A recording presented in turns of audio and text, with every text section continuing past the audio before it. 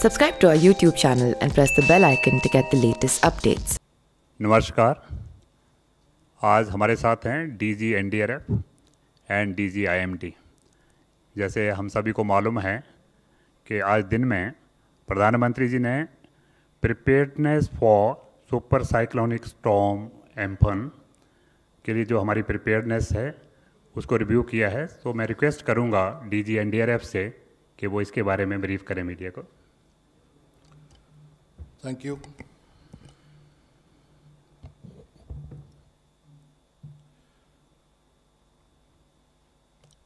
Cyclone Amphan की जो अभी की स्थिति है वो ये है कि 2 दिन पहले इसका स्वरूप सीवियर साइक्लोनिक स्टॉर्म या वेरी सीवियर साइक्लोनिक स्टॉर्म के रूप में उभरने की बात थी, लेकिन आज यह एक सुपर साइक्लोन में कन्वर्ट हो चुका है, परिणत हो चुका है।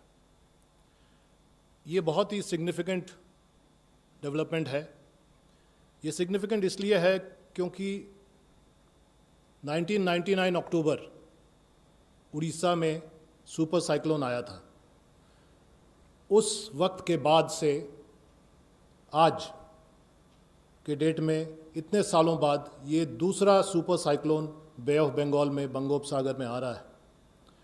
और ये इसलिए सिग्निफिकेंट है क्योंकि इसकी विंड स्पीड उस सुपर साइक्लोन से मैच कर रही है। और फिलहाल जो सुपर साइक्लोन का डेफिनेशन होता है उसके बारे में तफसील से महापात्रा साहब बताएंगे, जो आईएमडी के डायरेक्टर हैं, डीजी हैं। लेकिन मैं इतना बता दूं कि super cyclone 250 kilometres per hour की स्पीड से विंड स्पीड होता है। और अभी जो सूचना है ये 20 तारीख की सुबह या दिन में किसी वक्त या दोपहर तक लैंडफॉल करेगा। लैंडफॉल पश्चिम बंगाल के दीघा और बांग्लादेश के हटिया द्वीप के बीचों बीच किसी जगह हो सकता है। अगर उसका एक आकलन लिया जाए तो ऐसा प्रतीत होता है कि सागर द्वीप या काक द्वीप, ये दोनों द्वीप हैं डेल्टा में और वहाँ पर कहीं लैंडिंग हो सकती है। दोनों ही रिहायशी इलाके हैं, काफ़ी ज़्यादा पॉपुलेशन है। इसके अलावा उड़ीसा का जहाँ तक सवाल है, उड़ीसा के उत्तर पूर्व के जो तटवर्ती ज़िले हैं, मसलन भद्रक, बालासोर, जाजपुर और मयूरभंज, ज़्यादातर इसमें भद्रक और बालेश्वर अफेक्टेड होने की संभावना है। और ये तटीयवर्ती ज़िले हैं जिससे लगभग सटता हुआ ये साइक्लोन मूव करेगा। ऐसी परिस्थिति में चूँकि एक सुपर साइक्लोन है और जब लैंडफॉल होगा तब भी यह एक्सट्रीमली सुपर साइक्लोन की कैटेगरी में होगा। इसका मतलब है कि जब लैंडफॉल होगा तब भी विंड स्पीड 195 से 200 किलोमीटर प्रति घंटे होगी और रिहायशी इलाके में होगी। इसलिए जो आईएमडी ने प्रेडिक्शन दिया है, जितने भी कच्चे मकान हैं, खपरेल के मकान हैं, छत हैं, पेड़ हैं, नारियल के पेड़ हैं, इस पर काफ़ी सीरियस डैमेज हो सकता है। साथ ही साथ इलेक्ट्रिक पोल्स और टेलीकॉम पोल्स का भी सीरियस डैमेज हो सकता है। लाजमी है और ये समझ में आता है कि इस डैमेज के प्रोसेस में लोगों पर भी जान माल का खतरा है, खासकर गरीब लोगों पर जान माल का बहुत बड़ा खतरा है। इसलिए तैयारियां भी उसी के अनुरूप होने की ज़रूरत है। भारत सरकार ने इस डेवलपमेंट को, जिसको एक सडन ट्रांसफॉर्मेशन या रैपिड ट्रांसफॉर्मेशन कहेंगे कि ये ट्रांसफॉर्म हुआ एक सीवियर साइक्लोन से सुपर साइक्लोन की कैटेगरी में, रैपिड ट्रांसफॉर्मेशन, इस रैपिड ट्रांसफॉर्मेशन के मद्देनज़र इसको बहुत गंभीरता से लिया। और आज एक ऐसा दिवस है, आपदा प्रबंधन में एक तारीख मानी जाएगी कि जो 3 जो बड़े इसमें प्लेटफॉर्म्स हैं, सबसे कारगर प्लेटफॉर्म होता है नेशनल क्राइसिस मैनेजमेंट कमेटी, जो एग्जीक्यूटिव प्लेटफॉर्म होता है, उसकी मीटिंग भी हुई कैबिनेट सेक्रेटरी महोदय के अध्यक्षता में। उसके पूर्व माननीय गृह मंत्री महोदय ने, भारत सरकार ने समीक्षा बैठक ली और अंततः माननीय प्रधानमंत्री ने स्वयं, उनकी यह भी हैसियत है कि वह NDMA national disaster management authority के चेयरपर्सन भी होते हैं, तो उन्होंने बैठक ली। तो आप इसी से समझ सकते हैं कि 3 बैठक सिलसिलेवार लिए गए तो कितनी गंभीरता से भारत सरकार इस ट्रांसफॉर्मेशन को ले रहा है। और क्योंकि यह इतने सालों बाद, कई दशकों बाद पुनः सुपर साइक्लोन आ रहा है, इसको हम लोग कमतर नहीं आंकना चाहते हैं और पूरी तैयारी, मुकम्मल तैयारी करना चाहते हैं। और वही बात राज्य सरकारों को कहा गया है और यहाँ से ये भी उम्मीद की जा रही है कि राज्य सरकार उसी के अनुरूप सारी तैयारियां कर रहे हैं। इवैक्यूएशन की तैयारी, जानमाल की सुरक्षा की तैयारी, NDRF, SDRF और लोकल पुलिस और अन्य एजेंसियों की तैयारी, ये सारी तैयारियां उसी अनुरूप हो रही हैं, ऐसा हम लोग मानते हैं। मैं आपको प्रेजेंटेशन में केवल एक मैप दिखाना चाहूँगा, अगर आप मैप पर आ जाएं। ये जो मैप है ये आपको साइक्लोन का पाथ दिखा रहा है। आप देख रहे हैं कि लैंडफॉल जो है द्वीप के इलाके में हो रहा है, डेल्टा के इलाके में हो रहा है। वही सागर आइलैंड और हटिया आइलैंड के आसपास का इलाका है जो कि पश्चिम बंगाल में रिहायशी इलाका है। और इसी पाथवे के अनुरूप हमारी टीमें भी सजाई गई हैं, तैनात की गई हैं। अभी जब मैं आ रहा था तो 2 और टीमें लगाई गई हैं। तो इस तरह से अगर ये टीम के आकलन किया जाए NDRF की टीमों का, तो पश्चिम बंगाल में कुल 19 टीमें तैनात की जा रही हैं और 4 टीमें स्टैंड बाय में रखी जा रही हैं, 19 और 4 पश्चिम बंगाल में। इसी तरह उड़ीसा में 13 टीमें तैनात की जा रही हैं और 17 को स्टैंड बाय में रखा जा रहा है। और NDRF की टीमें अपनी अपनी जगह पकड़ चुकी हैं और कुछ टीमें जो ट्रांजिट में हैं वो आज देर रात तक या कल सुबह अपना जगह पकड़ लेंगी। जो टीमें अपनी जगह पर पहुंच चुकी हैं वो अवेयरनेस ड्राइव और सेंसिटाइजेशन का काम तथा इवैक्यूएशन में मदद कर रही हैं।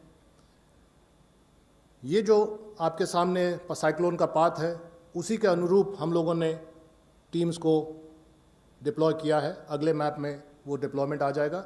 लेकिन ये बात मैं आपके सामने रखना चाह रहा था कि इन टीमों के अलावे जो 6 अलग बटालियन हैं NDRF के, और भी बटालियन हैं, लेकिन 6 बटालियनों को हॉट स्टैंड बाय में रखा गया है क्योंकि किसी भी समय और फोर्स की ज़रूरत हो सकती है और NDRF यूनिट्स की ज़रूरत हो सकती है।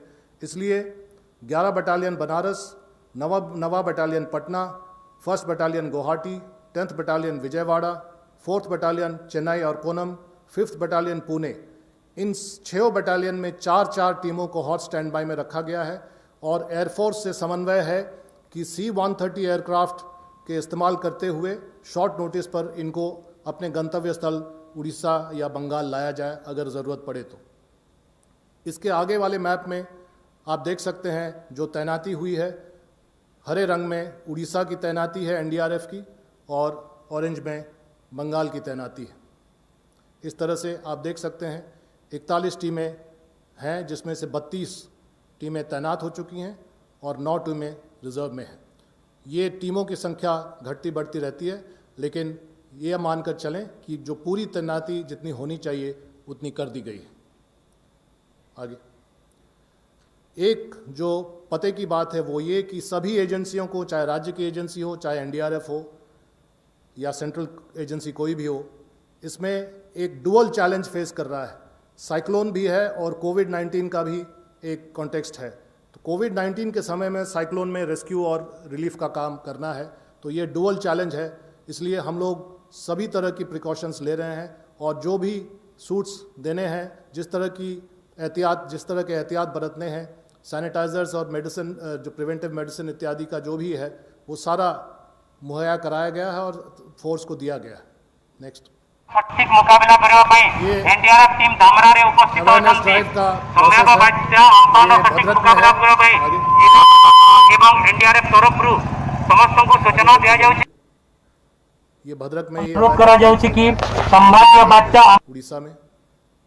आगे ये केंद्रापड़ा में जागरूकता अभियान, बालासोर, सागरदीप पश्चिम बंगाल, 24 परगना, हसनाबाद 24 परगना, काकद्वीप 24 परगना।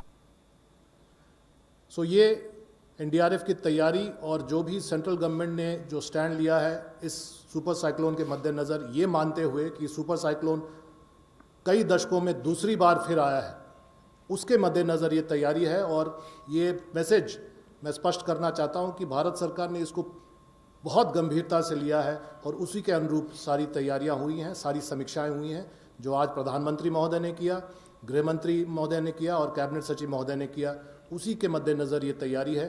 और इस तैयारी को ग्राउंड पर उतारना बहुत ज़रूरी है, इसलिए स्टेट गवर्नमेंट से भी हमारा अनुरोध होगा कि इसके अनुरूप कार्रवाई करें और इस कार्रवाई में पूरा सहयोग सारी सेंट्रल एजेंसियां देंगी।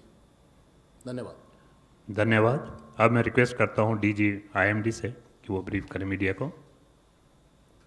नमस्कार, शुभ संध्या। मैं आपके सामने अभी जो स्थिति है साइक्लोन अम्पन का, इसके बारे में कुछ बताना चाहूँगा।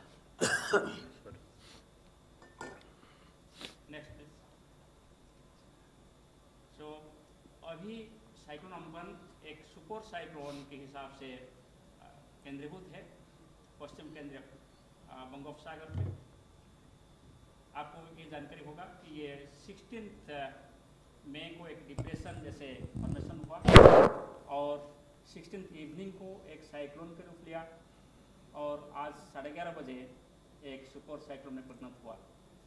तो इसका बहुत रैपिड इंटेंसिफिकेशन हुआ। जैसे हमने प्रेडिक्शन किया था कि 17 तारीख को इसका पहले उत्तर पश्चिम दिशा में गति किया और अभी उत्तर दिशा में गति कर रहा है। Next slide please. और हमारा उम्मीद है कि ये धीरे धीरे अभी उत्तर पूर्व दिशा में गति करेगा।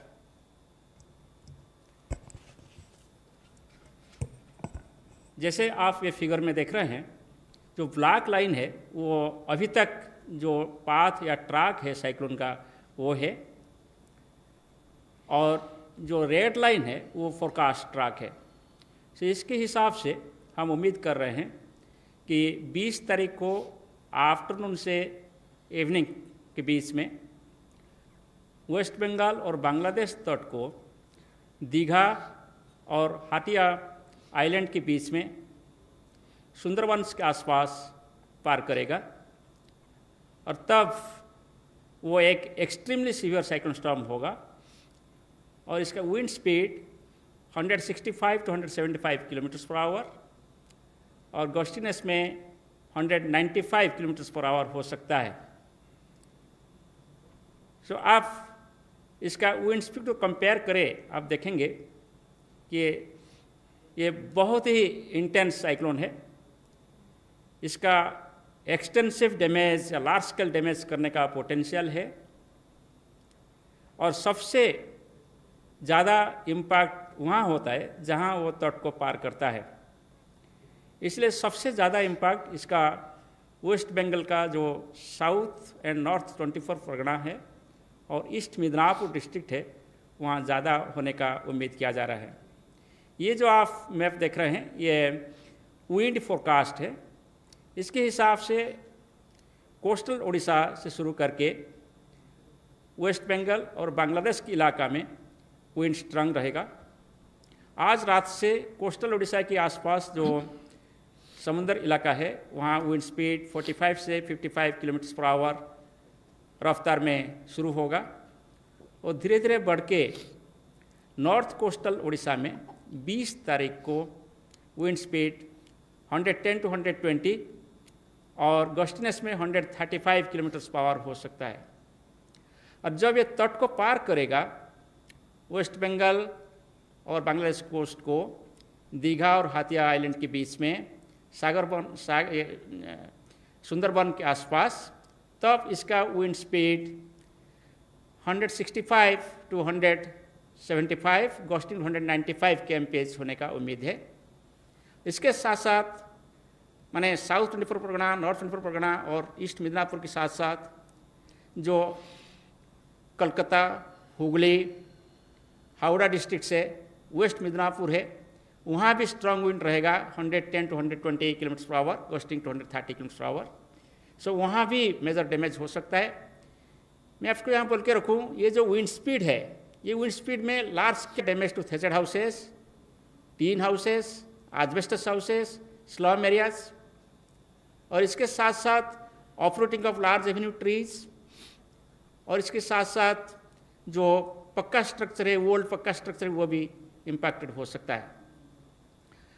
जैसे अभी आप देख रहे हैं, ये रेनफॉल का फोरकास्ट है। जो रेड कलर है वो दर्शाता है कि वो एक्सट्रीमली हैवी रेनफॉल जोन है। हमारा ये उम्मीद है कि वेस्ट बंगाल में स्पेशली कोस्टल डिस्ट्रिक्ट्स में heavy to extremely heavy rainfall होने का उम्मीद किया जा रहा है। यानी South and North 24 Pargana, West and East Midnapore and Hooghly, Calcutta, Howrah districts में हम heavy to extremely heavy rainfall उम्मीद कर रहे हैं 19 तारीख को और 20 तारीख को। कोस्टल ओडिशा डिस्ट्रिक्ट्स में हम isolated heavy to very heavy rainfall भी एक्सपेक्ट कर रहे हैं। एक्सट्रीम हैवी मीन्स 20 सेंटीमीटर से ज़्यादा, हैवी मीन्स 6 से 12 सेंटीमीटर, और वेरी हैवी मीन्स 12 से 20 सेंटीमीटर का रेनफॉल 24 आवर्स में। और सबसे बड़ा जो खतरनाक होता है कोई साइक्लोन में, वो होता है कि tidal wave. Next slide, next और नेक्स्ट। टाइडल वेव, ये जो एरिया है वेस्ट बंगाल का, यानी मिदनापुर और साउथ एंड नॉर्थ 24 परगना, वो बहुत शैलो एरिया है। ऐसे ही वहाँ एस्ट्रोनॉमिकल टाइड बहुत अंदर तक आ जाता है। जब साइक्लोन आता है बहुत अंदर तक टाइडल वेव आ सकता है, और टाइडल वेव बहुत ज़्यादा भी होता है। मैं आपको ये जानकारी दूं, समग्र विश्व में जितना टाइडल वेव रिकॉर्ड किया गया है, इसमें सबसे ज़्यादा टाइडल वेव इस एरिया में रिकॉर्ड किया गया है साइक्लोन की वजह से, वो है 13 मीटर्स एबव एस्ट्रोनॉमिकल टाइड।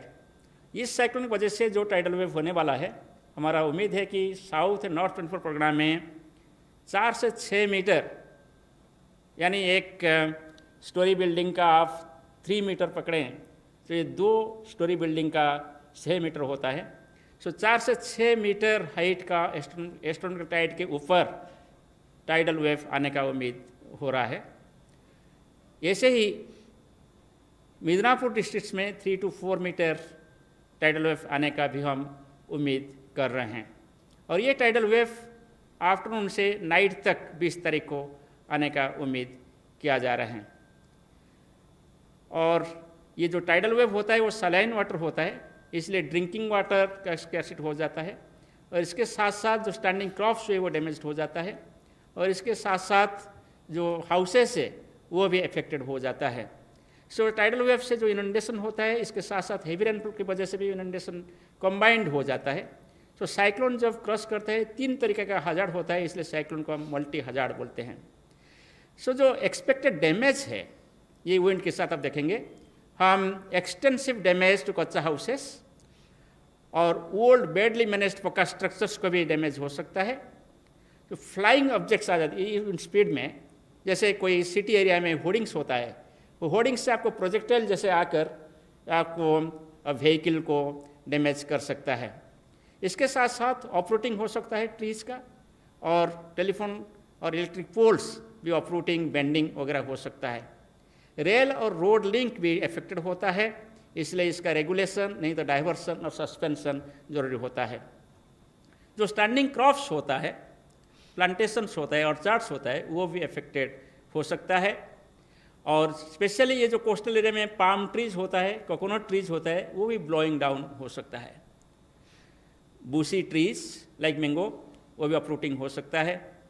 और जो ये जो रिवर एरिया है वो ये डेल्टाइक एरिया है, बहुत सारे छोटा मोटा रिवर्स है वहाँ, क्योंकि वो गेंजेटिक डेल्टाइक एरिया है, Gangetic and Brahmaputra deltaic area है, इसलिए बहुत सारे बोट्स भी वहाँ चलता रहता है। तो जो बोट्स होता है, लार्ज बोट्स, शिप्स भी इसमें डैमेज हो सकता है। इसलिए हम ये सजेस्ट किए हैं कि total suspension of fishing operation 20 तक, और रेल एंड रोड ट्रैफिक को डाइवर्सन किया जाए, नहीं तो सस्पेंड किया जाए, और अफेक्टेड एरिया में लोग सेफ एरिया में अंदर रहना चाहिए, और इवैक्यूएशन को मोबिलाइज किया जाए। जैसे प्रधान साहब बोल रहे थे, ऑलरेडी इवैक्यूएशन प्रोसेस में है, और मोटर बोट्स यानी शिपिंग एक्टिविटी को कम्प्लीटली बंद करना है। Next please. तो वेस्ट बंगाल के हिसाब से इसका इम्पैक्ट उड़ीसा में कम रहेगा। अकॉर्डिंगली डैमेज एक्सपेक्टेड उड़ीसा में कम ही होगा, मगर जो 110 से 120 और गस्टिनेस में 135 किलोमीटर प्रति घंटा जो विंड्स हम कोस्टल डिस्ट्रिक्ट जैसे बालासोर, भद्रक जो कि नज़दीक होगा ट्रक के साथ और जगतसिंहपुर, केंद्रापड़ा हो सकता है, वहाँ भी आपको थेचर्ड हाउसेस में डैमेज हो सकता है और बेंडिंग और uprooting of some power and communication lines भी हो सकता, पोल्स हो सकता है। इसमें भी वाइड स्प्रेड डैमेज हो सकता है जो स्टैंडिंग क्रॉप्स है, विंड की वजह से और बारिश की वजह से, प्लांटेशन से और चार्ट से और कोकोनट्स भी। स्मॉल बोट्स, कंट्री क्राफ्ट्स वगैरह भी अफेक्टेड होंगे। इसलिए हम ये सजेस्ट किए हैं उड़ीसा के पास जो एरिया है वहाँ भी टोटल सस्पेंशन होना चाहिए। मैं ये बोलूँगा कि उड़ीसा, वेस्ट बंगाल, बांग्लादेश के पास जो entire North Bay of Bengal है वहाँ टोटल फिशिंग ऑपरेशन सस्पेंशन होना चाहिए कोई 20 तारीख तक। और यहाँ भी रेल और रोड ट्रैफिक को कोस्टल एरिया में डाइवर्सन या सस्पेंशन होना चाहिए, इसलिए हम एडवाइस दिए हैं। और पीपल जो अफेक्टेड एरिया है चारों डिस्ट्रिक्ट में घर के अंदर रहना चाहिए जब साइक्लोन पास कर रहा होगा। और सभी मोटर बोट्स या कंट्री बोट्स, स्मॉल शिप्स को भी बंद रखना चाहिए। सो ये है जो हम जानकारी दे रहे हैं। हर 3 घंटे हम साइक्लोन के बारे में नज़र रख रहे हैं और स्पेशल बुलेटिन इशू कर रहे हैं। ये special bulletin all concern state governments, media और जनरल पब्लिक को भी हम आपके माध्यम में दे रहे हैं। धन्यवाद। धन्यवाद। आई थिंक डिटेल देने के बाद और प्रिपेयर्डनेस की उम्मीद करते हैं कि जो भी आपके एडवाइजरीज हैं, चाहे एनडीआरएफ की तरफ से हो या आईएमडी की तरफ से है, हम सब उसका पालन करेंगे। मेरा नहीं ख्याल कोई अभी प्रश्न किसी का है। Just please take mic. Sir, आपने कहा कि आप राज्य सरकारों से उम्मीद कर रहे हैं कि वो सहयोग करें, तो क्या आपकी बातचीत हो चुकी है? खासतौर से पश्चिम बंगाल जो गवर्नमेंट है, अक्सर हमने देखा है कि वो सेंटर कुछ भी कहता तो थोड़ा उनका रवैया हॉस्टाइल रहता है, तो क्या वेस्ट बंगाल गवर्नमेंट जो है सेम पेज पे है सेंटर के इस पूरे मामले में? देखिए, जहाँ तक हम लोगों का एनडीआरएफ के रिक्वायरमेंट का सवाल है, या फिर जब समन्वय की बैठक हुई है, कैबिनेट सचिव महोदय ने 2 बार नेशनल क्राइसिस मैनेजमेंट कमेटी की बैठक की है, तो उसमें सारी बातें हुई हैं और जो भी आदान प्रदान हुआ है वो इस एंगल से हुआ है कि इसका समाधान किया जाए और समाधान हो रहा है। जो भी टीमें मांगी गई हैं, जैसा मैंने कहा कि अभी 3 टीम और 2 टीम और मांगी गई है एनडीआरएफ की, तो वो भी दी गई है। और जो ज़रूरत रखी जाती है, चाहे पश्चिम बंगाल की हो चाहे उड़ीसा की हो, उसको हम लोग यहाँ जो उच्चतर स्तर है वहाँ से डिसीजन दिया जा रहा है। तो इसमें मुझे नहीं लगता कि किसी तरह की समस्या है। धन्यवाद। Thank you very much friends. Thank you.